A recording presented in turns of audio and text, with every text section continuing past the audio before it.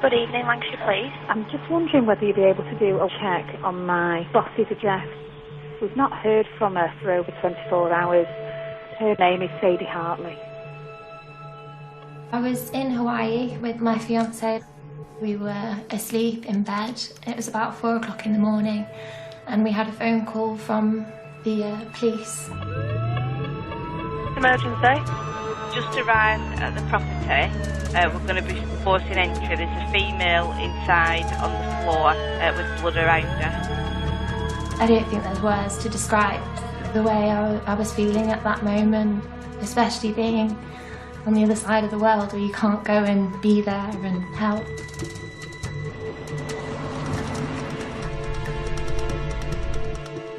Everyone was smashed the window, was gained entry. I didn't know whether someone had hurt her or she had fallen, and obviously that was the question I asked, and that's when they told me that somebody had done it.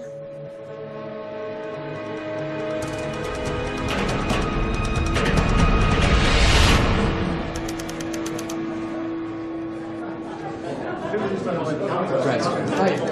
Thanks. Yes, you know, thanks very much for getting us down.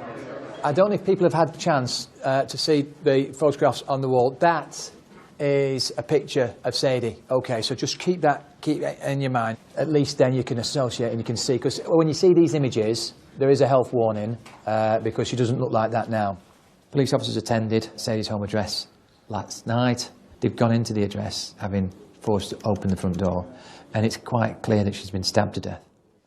Just to update you on the scene, I don't think I can underestimate the sight of what I saw, really, in terms of the severity of the attack on Sadie. I think it's true to say the extent of the injuries are something I've not seen.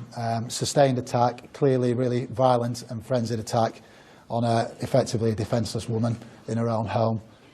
So Sadie is on the floor in the hallway, quite a way into the hallway really. It's not right on the doorstep.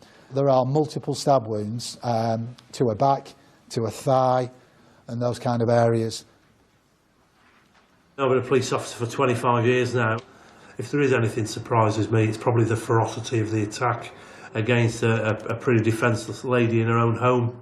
You know, thankfully that is very, very unusual. You know, she's a successful business lady, and sadly she's lost her life in the most tragic circumstances. Just to say, really, it's very important to get that justice for Sadie, important to get justice for Sadie's family, so please, please be meticulous in your approach in everything you do. So if I talk to you now about Ian Johnston, so he is current partner. He left 10 days ago to go to Switzerland skiing, and she was meant to join him this morning. Ex-fireman Ian Johnston was Sadie Hartley's current partner. He was abroad on the night of the murder, so he's not considered a suspect at this stage. However, he has revealed an earlier suspicious incident. Previously, she was very unnerved by the burglary that we had in August, felt very unsafe being in the house on her own. It's the first time he's been away since that burglary. It would appear the person who's committed this offence has come in without causing damage to the premises and then left in the same way, really. So that sort of potentially identifies a number of hypotheses that it could be, going from potentially the perpetrators of a previous crime when she's had her house burgled in August last year, right through to somebody who knows her. You know, this could be a random murder that has absolutely no rational reason for why they murdered Sadie. And they could strike again at any time, of course.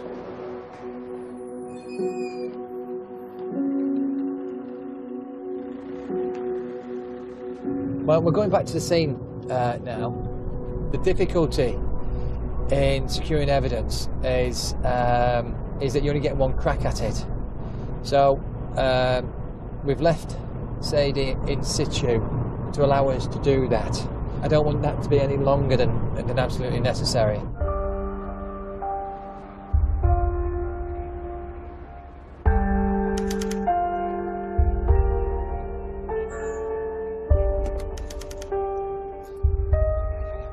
Most of the homicide cases, the victim knows their attacker and there's some sort of like conversation, some dialogue. Whereas this looked as though it was almost immediate upon her answering the door.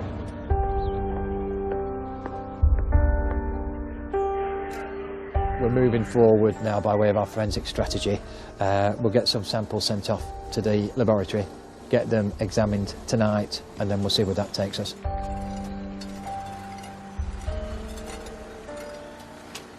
We've been called in to assist with house-to-house inquiries. Can you just have a look at this one, because that one's number 20. The street itself is a straight-through road with pedestrian access at one end, vehicular access at another. It's only got houses on one side of it, and they're very large detached houses. So there's very few properties overlooking the scene itself.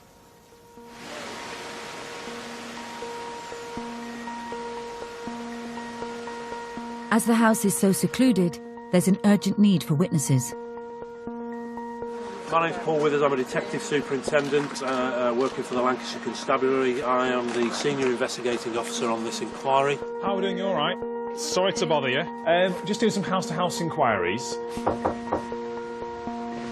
Hi Pam, you all right? Yeah, it's Hayden from Sadie, I spoke to you earlier, yeah? We know Sadie was alive at 7:30 because she has communicated from a home address with a work colleague. Right. I feel it may have happened during the course of Thursday evening. So I've got a list of questions to ask you. The first one being, did you know the occupants of number 8? I would urge anybody with any other information, please pick up the phone. Did you see any other suspicious activity or any other suspicious people in the area on the Tuesday that you can think of? I do remember seeing an older woman. She wasn't doing anything suspicious at all, she was just doing her thing, but I saw an older woman. This case is quite unusual in the sense that there doesn't appear to be any apparent motive. You know, we're working very, very hard to try and identify why this has taken place.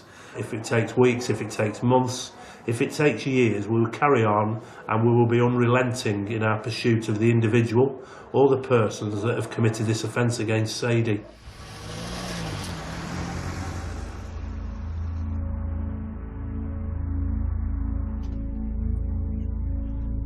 Detectives are reviewing CCTV they've collected from houses close to the victim's home, and they think they've spotted a suspicious vehicle.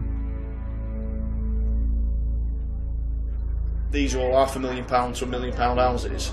There's Ferrari, there's Porsches, Audis, BMWs, you name it. When we were down there, I didn't see a Clio. Now, is it a takeaway driver, or is it the suspect driving by to see if there's any lights on? Then this is the next figure that comes across the road. Now the Clio's only been gone 4 minutes. Right. You've seen the Renault Clio? Yeah. Have they done a recce Clio, done you, we'd see if there's any lights on. Have they, or singular? Murder weapons in there somewhere, isn't it? Yeah. Well, look at the arm movements. Has that individual got their hand in the right pocket? Yeah, I think so. Yeah, the left arm swinging. So. Pretty 99% happy that we have the offender on CCTV. Right, yeah. There's about 4 or 5 other CCTV opportunities, Andy, on that close. Right, okay. But certainly, mate, the Renault Clio is very, very apparent. Right, let's talk about some of the individuals involved. Obviously, Ian Johnston's come back, who's a long-term partner. Ian, if you remember, was overseas. He was in Switzerland skiing. He's come back on a plane this morning. He is obviously absolutely in pieces. Ian has told us that earlier in the week, whilst he was speaking to Sadie, she told him that some flowers arrived for her at the address on Tuesday evening, and she went to the door and saw a person in a baseball cap who handed over what she described as a cheap bunch of flowers. Sadie was clearly unnerved by this, according to Ian. She felt nervous and she thought there might be a link to a burglary that had occurred to that address back in August. In addition to Sadie's anxiety about the delivery of the flowers, Ian has revealed a new lead, a woman he was seeing whilst he was with Sadie. From the inquiries we've conducted with Ian, we've spoken to him about an ex-partner of his, a lady in her 30s that lives in the Chester area. Ian describes her as being somewhat obsessive, and as a result of that, clearly we began to concentrate on this lady. Around 2 years ago, he has a separate relationship with a lass who works in a chill factory in Manchester. Okay. She sends a letter to our victim disclosing the relationship. Okay.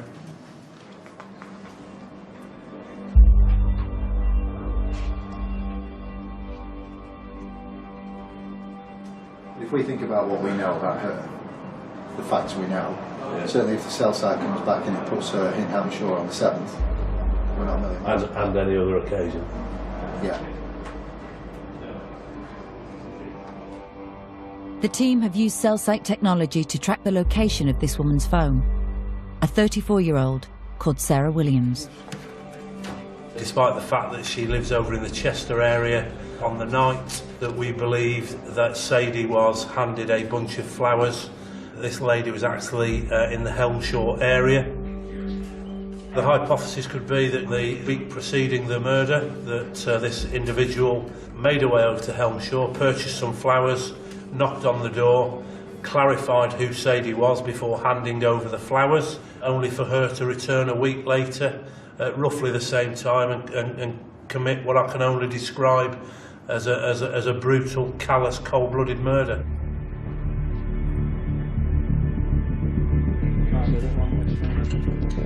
This could be a breakthrough, and the team now think they have enough grounds to bring the suspect in for questioning. Very important that we arrest the suspect this evening. You know, it could be that she's fled the country or she's not about.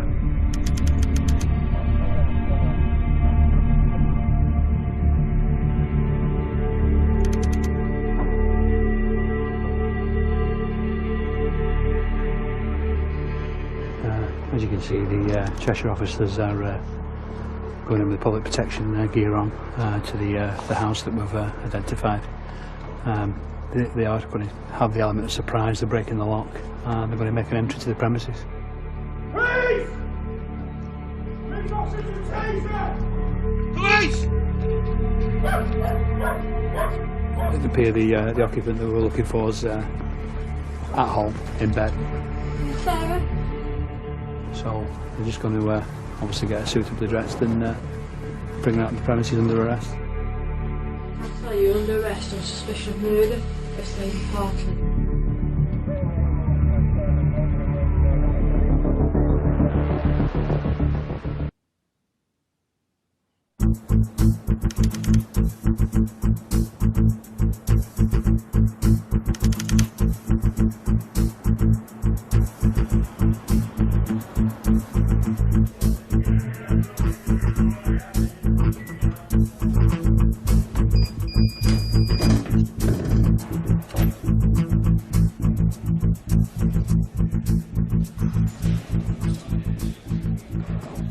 Okay, why's this lady here?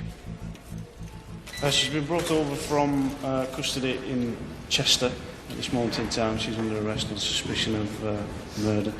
Okay.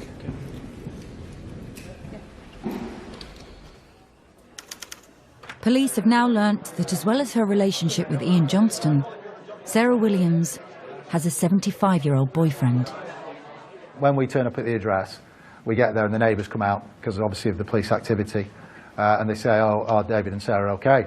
And we say, yeah, who's David? He said, oh, David's her boyfriend. He comes round every morning at 5 a.m. David's married. He's got a child. He's probably the same age or older, if not, than Sarah. And his wife is fully aware of their relationship. He describes the fact that he's been in a relationship with her, in a sexual relationship, that is, since she was 17 years of age.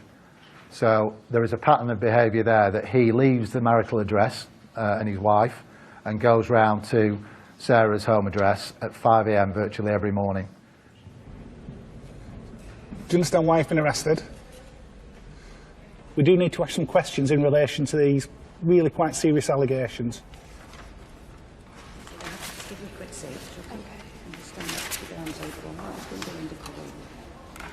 So, have you ever been arrested before?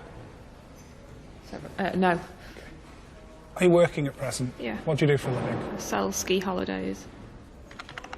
You understand the grounds why you've been arrested? I understand the connection. Okay. Does anybody need to know you're here? Yeah, my boyfriend David. Okay, I need to get some details from yourself. Yeah. He's got my little dog. So what have you got? He's a Parsons Jack Russell.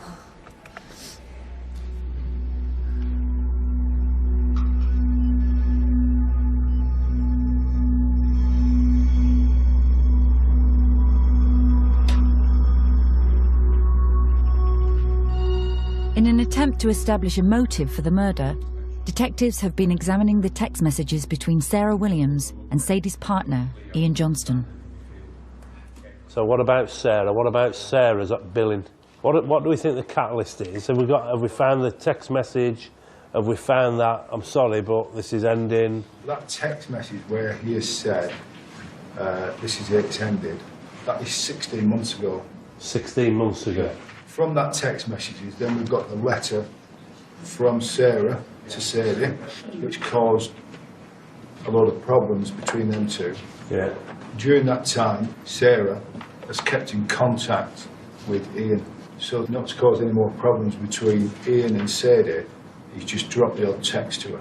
Certainly from her point of view, if you read the notes section on her phone, it's there are essays and essays and essays of fantasy of what she wants him to do, and that's from her. That's from her. Well, that's in her phone. That's in her phone. So that's good evidence, that. Okay, let's just let that sink in.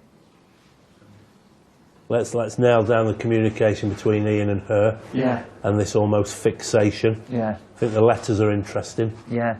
Between the deceased and Sarah. Ian clearly is a critical witness in this case because the suspect is an ex-partner of his who appears to have a particularly unhealthy obsession with Ian, and we believe this may be the motive, tragically, for Sadie's quite brutal murder. When somebody loses their lives under such tragic circumstances, I always feel for the families. You know, that's what drives me on, if I'm honest. It's imperative that we get some justice for the families that are left behind, the loved ones. Hopefully, you know, people who I've dealt with will say I've served them very well over the years, and that's what I intend to do for Sadie's family. My mum was a very fun, loving person. She didn't judge anyone. She literally didn't have anything bad to say about anybody. She was my hero in some respects. There was nothing I could ever fault about her whatsoever. She was looking to retire, and she was really, really looking forward to me and Robert having children and just spending a lot more time with us. I just want her to be remembered for just the happy, lovely lady she was, and that this wasn't supposed to happen to her. The fact that someone has taken her life for no reason whatsoever, I just think it's disgusting. Like, she's got 2 children, she's got a whole family that loves her, and it's just numbing. I feel strongly that it ruined me and my brother's life.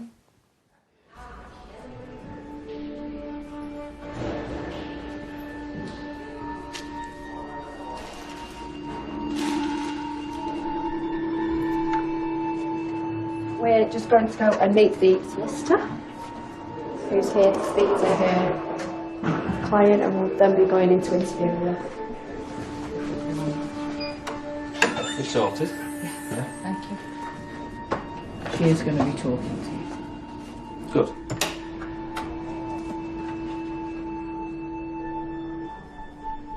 For Detective Constable Brian Imidgley, it's the first time she will be lead interviewer on a murder inquiry. Sarah? Sarah.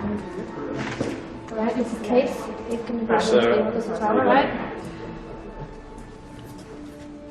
This innocent lady who's just minding her own business in her home, getting ready to go on holiday, exciting time of life, her daughter's just got engaged, and she is being brutally murdered at her home. And it's horrible.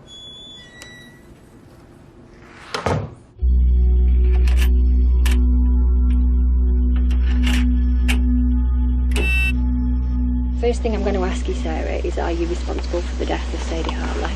Definitely not. Definitely not. 14th of January this year, Thursday just gone. Yeah. Where were you? I was at home in Chester. Well, I got home at, I think, about 4. David met me at the house. I'd been sent home from work with a sickness. Well, then he went home, and then I went to sleep. I woke up the first time at maybe 9ish, but that was the dog that woke me up barking. And that's what I did, I wiped up some dog sick.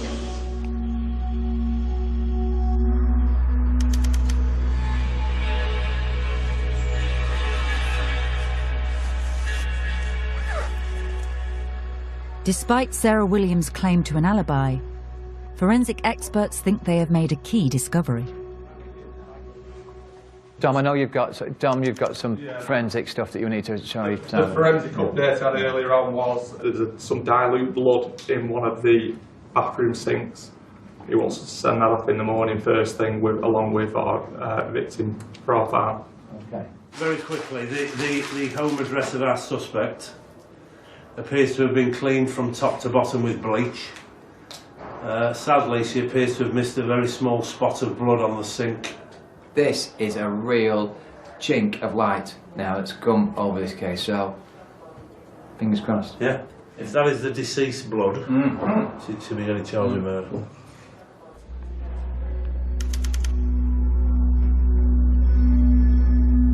The team now want to find out the extent of Sarah Williams' obsession with Ian Johnston.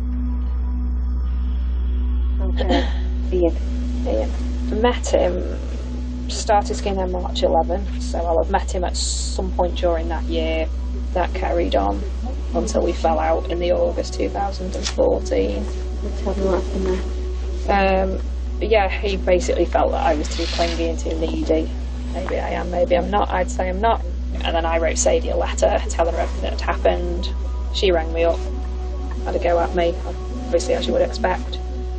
Probably not at all happy. Went to his house, we had an enormous row. Whilst we're on Sadie. Were you jealous of her?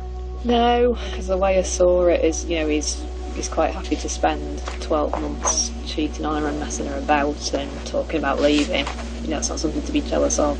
I didn't see if they had like a great relationship. She doesn't seem too fazed with the fact she's in custody, having never been in custody before and for such a serious offence.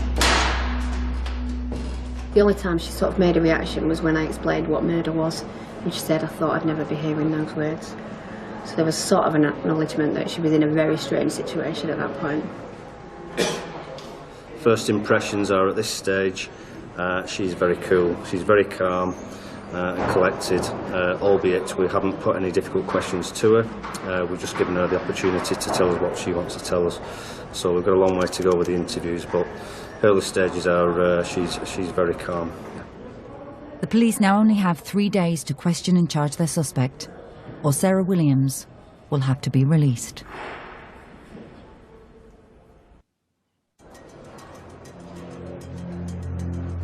It's day 3 of the investigation into the shocking murder of Sadie Hartley, and Detective Superintendent Paul Withers is now in sole charge of the 40 detectives involved in the inquiry.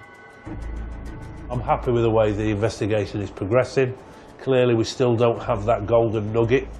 The blood that's been recovered from the suspect's home address, if that comes back as the blood of the victim, you know, that's quite difficult to explain away in any police interview, and you know, I can't wait for that result to come back. The CCTV on the night of Sadie's murder, we could see that there was a Renault Clio that arrived on Sunnybank. We get the Renault Clio going on the close about 10 to 8. Yeah, it then comes off. Murder then occurs, I would suspect.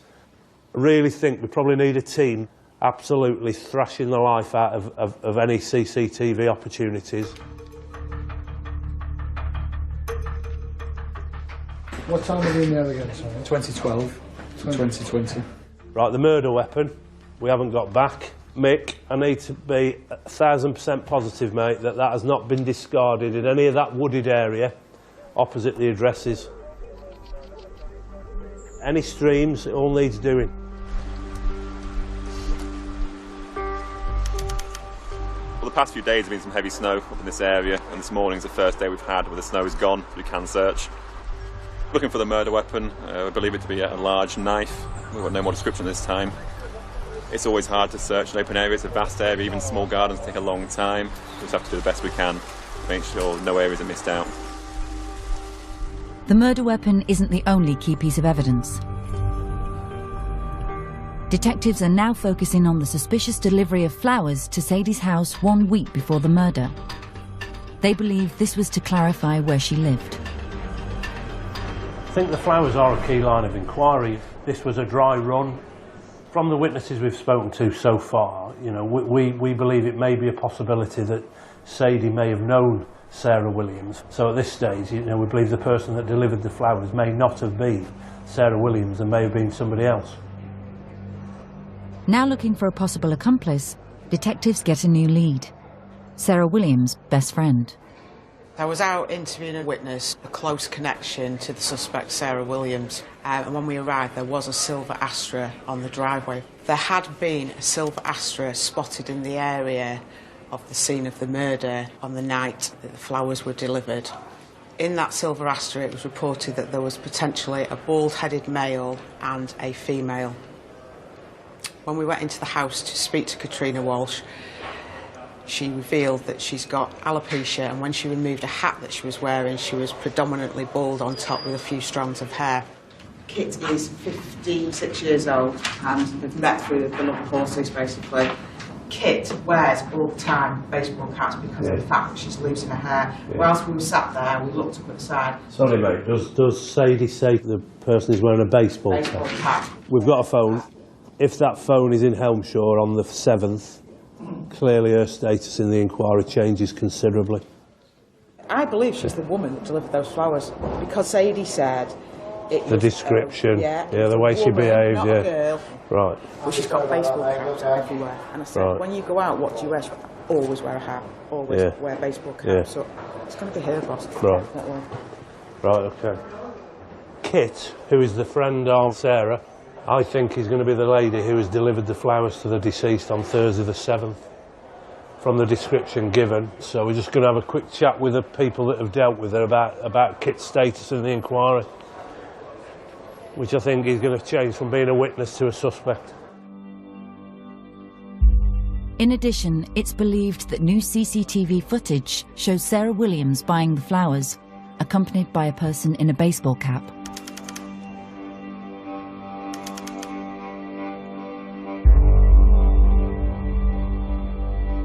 Do you see a face on this? No, that's Very- you see the very top of it. purse, though. We need to get that purse. There's the purse and the handbag as well. That's just Purse is really distinctive. Yeah, you just see it. There you go. There you go. Got a scarf on. It's a work, wasn't it? It's almost like it's a hoodie. There's a back, isn't it? It's a hoodie. The phone of Katrina Walsh, otherwise known as Kit, has now been examined. It confirms that she was in Helmshire on the night the flowers were delivered. She's delivered the flowers, mate, hasn't she? She's delivered the flowers. But she doesn't self-site in the area any other dates. As a result of the information that has come from members of the inquiry team, we've made the decision basically to arrest a lady by the name of Kit. We know that the phone belonging to Kit was actually in the vicinity of the home address of the victim on the 7th of December, so hence that's why we're going to effect the arrest today. Just step into there and watch your head on the top. Yeah. Okay. Watch your head and just take a seat down there.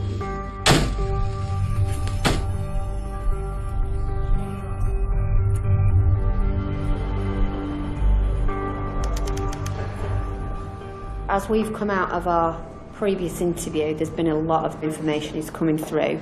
Around the 7th of January, the flower delivery night, she denies going anywhere near that house, denies any knowledge of the house. And there's things coming up now that are stamping holes in her story that we need to challenge Sarah with.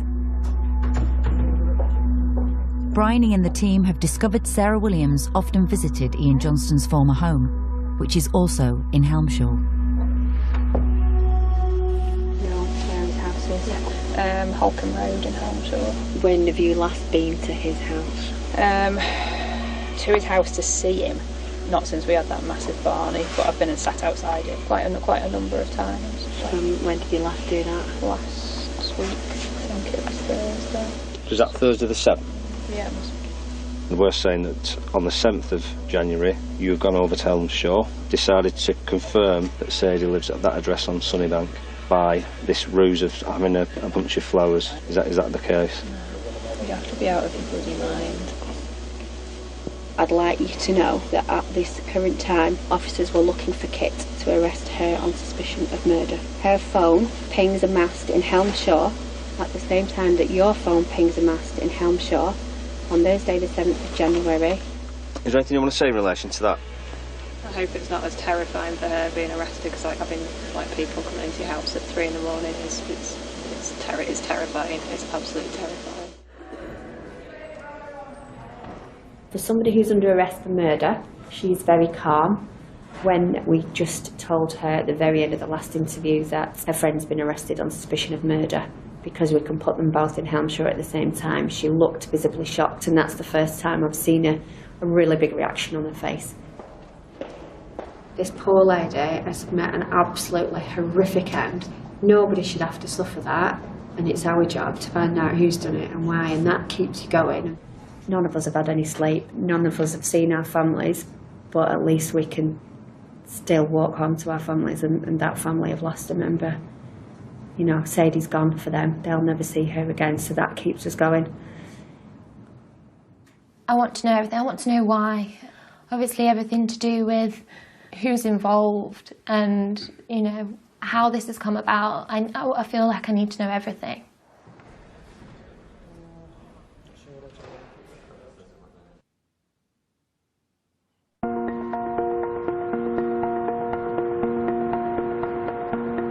Lancashire police are investigating the brutal murder of businesswoman and mother Sadie Hartley. Evidence is beginning to mount, and now forensics have thrown up a new lead.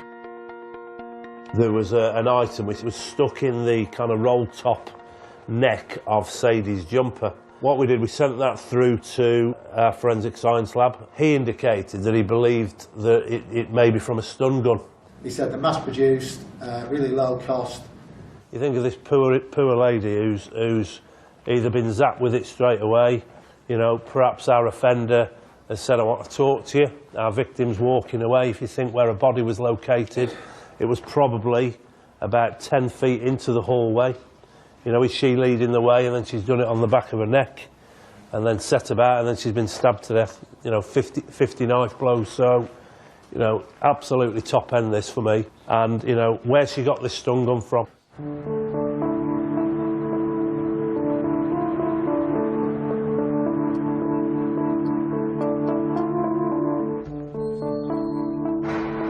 Sarah Williams' best friend, riding instructor Katrina Walsh, has been brought in for questioning.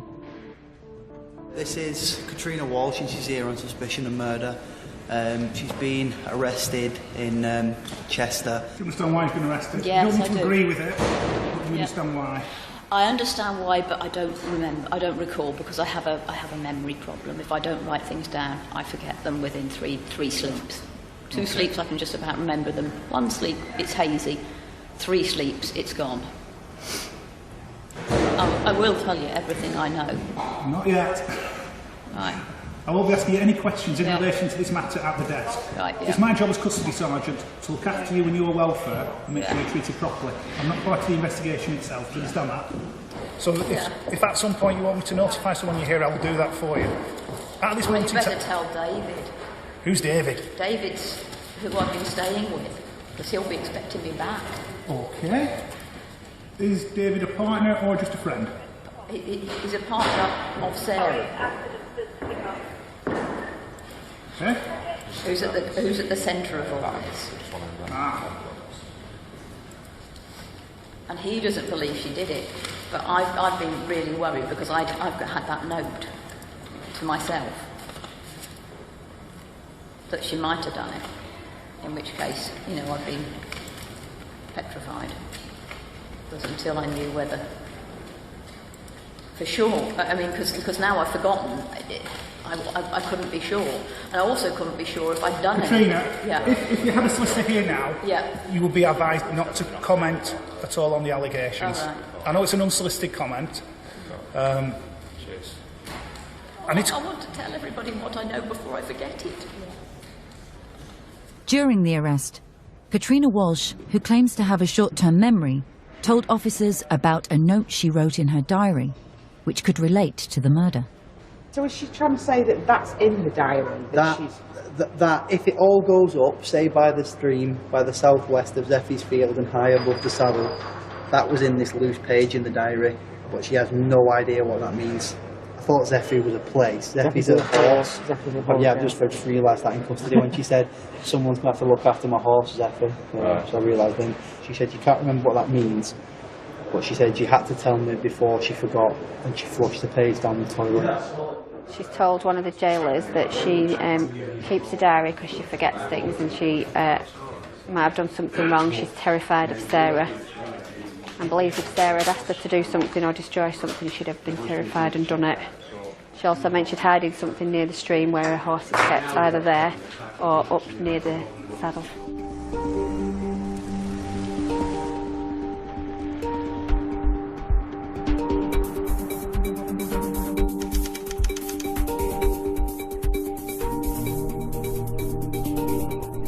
We've got a suggestion she's come here, she's made reference to a horse, a heifer, a field. She has a stable here that the horse is kept in. Obviously we've got a list of items that we are particularly looking for, so the teams are briefed on what we might be looking for. A pointed weapon, potentially a knife, I've no further description unfortunately. Some suggestion of a stun gun, like a taser. Mobile phones, Apple devices, vehicle keys and receipts including financial documentation.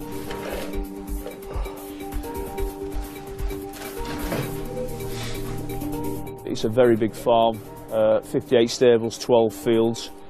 My opinion, a conservative estimate will be it will take us a very long time to search this properly. As the search at the farm continues, the investigation team have unearthed further evidence.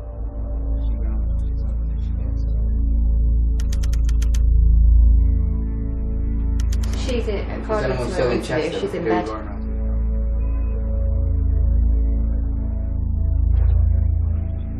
So while she tells us she's in bed in her knickers fast asleep, she's walking out of the house with another in her outdoor clothes, going to a car. This morning I was at 95, this afternoon I was at 99, and now I'm about 110. The guiltiometer's flipped. Why is she not got no comments? She will do tomorrow. Why is she not now? Because she wants to talk. She wants to tell you. She's a psychopath. Detectives Bryony and Keith are keen to challenge Sarah Williams with all the CCTV evidence, including new footage around the suspicious flower delivery 1 week before the murder. No, I think we'll show the footage to both of them in the interview. Right. And we'll explain on the disclosure that there is footage and we will be showing it to you in the interview.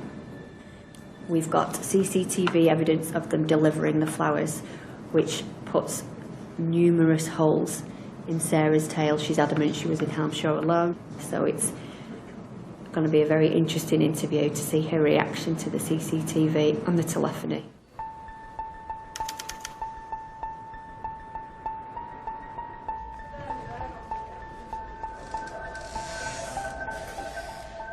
She was very confident in the first interview, and I think that confidence is waning now, and I think she's realising that things are getting tricky, and they're going to get trickier for her, and I think that is why she'll probably go no comment now.